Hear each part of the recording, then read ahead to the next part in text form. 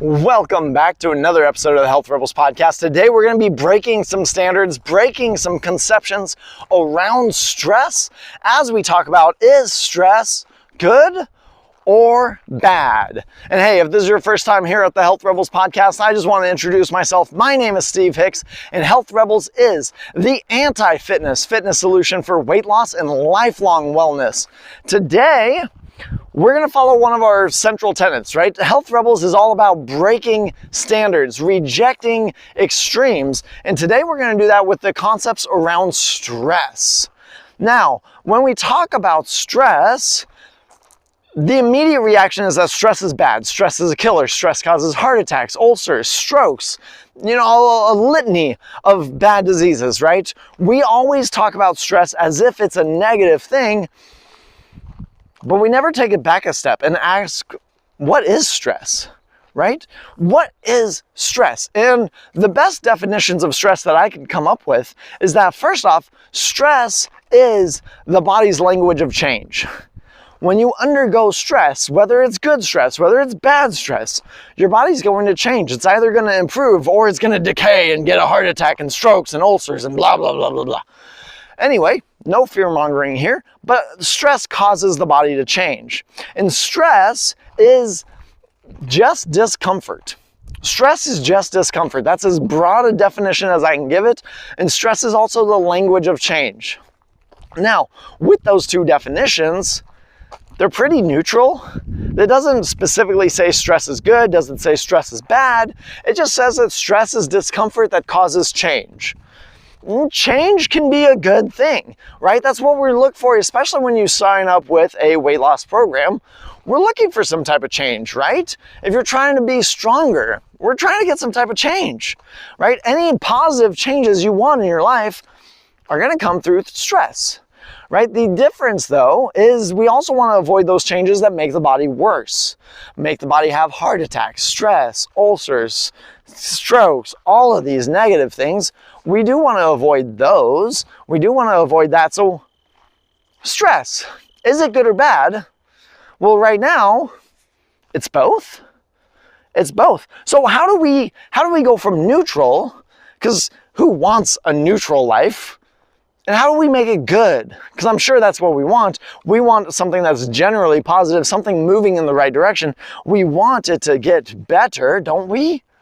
Well, that's going to be my recommendations for stress management. What I give my clients is called the 3 R's of stress management. The 3 R's of stress management will go in more detail if you want to check that out. You can go back to episode 115 where we talk about the 3 R's of stress management. But the reality is there's 3 things that make stress bad for us. And by doing the opposite, we can make stress good. Now, the first thing that makes stress bad is the expectation that stress is bad, right? The anticipation that stress is bad. I always talk about this as the mental prism or the stress prism, right? There was a researcher, Kelly McGonigal, out of Stanford University. She gave people an assessment and rated them like, hey, your work stress, scale of 1 to 10, is it low, is it high? And then she would stratify people and quantify and group people together based on whether they had high stresses or low stresses. And then they asked more follow-up questions, right? They asked the question, is your stress good for you or is it bad for you? Right? A very simple question, right? And you might be on one side and thinking, how could someone think the other, right? But there are people that think that stress is a fantastic thing, right? People that seek out stressful jobs get a lot of personal worth out of it, get a lot of validation, they get challenged, they get to grow in their position as a way to test themselves and prove themselves, and it can be exciting. It's a fast-paced world. They want to rise up to the challenge of a stressful job. And so some people think that stress is great for them, that it's validating, that it's beneficial. And then there are other people that think that stress is killing them, that it's overwhelming them, that it's too much, that they can't deal with it, that they just need it to stop. And when you tracked people that had high stress jobs and broke them down into good stress and bad stress, well, the people with bad stress got a lot of negative health outcomes. They were more likely to get heart attacks. They were more likely to get strokes. They were more likely to get stomach ulcers. But it wasn't the stress, because the people that had a high stress job and thought the stress was good for them did not have those health outcomes. So the first thing that we can do is, the first letter R is, can we reconsider the stress? Is there a way to view the stress that takes away that pressure that is negative for us? And can we reconsider and reframe it so that it's a positive, that is a force for good, that is beneficial to us? The second place where stress oftentimes causes a lot of disruptions and goes from neutral to bad is in the amount, right? We can see this with exercise. Exercise is a physical stress on the body. It's a discomfort that causes change. Most often we think about exercise as a positive force, right? It's something that makes us stronger, increases our stamina, helps us manage our body weight. It allows us to have better heart health and better functioning of the circulation system and the respiration system, and gives us more energy. There's a lot of positive benefits. In my coaching group, we actually have a list of 50 benefits to exercise, but we often think of exercise as beneficial. What if you exercise too much?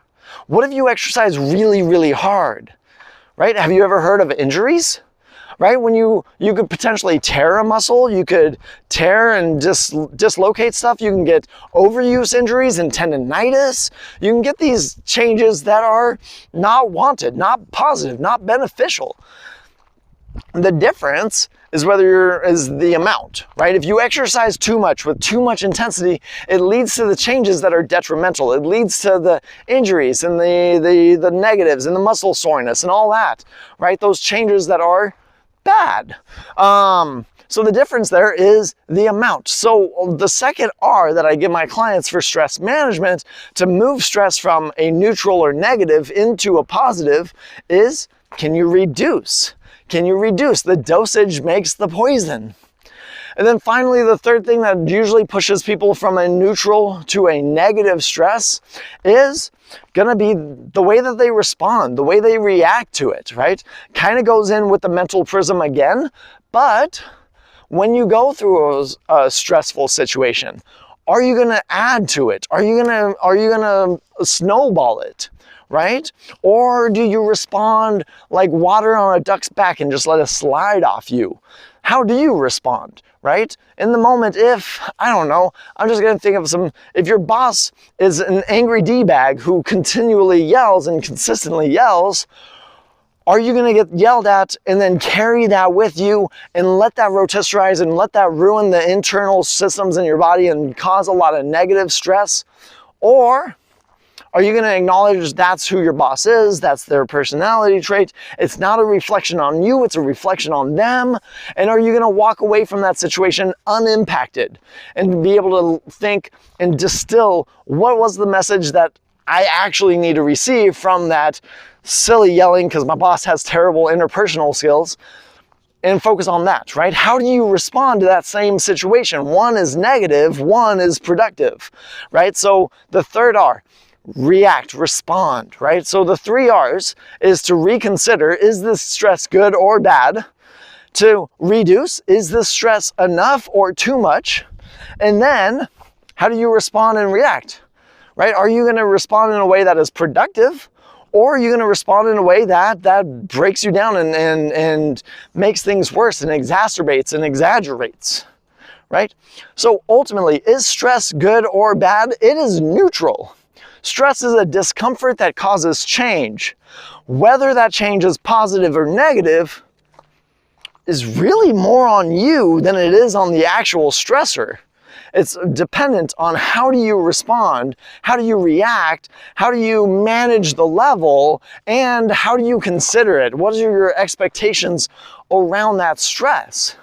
Right now, I know when you go through, typically when you look at the health and wellness space, everyone's talking about the negatives of stress, and some people try to be really cutting edge and they talk about the benefits of stress. They're better than the fear mongers.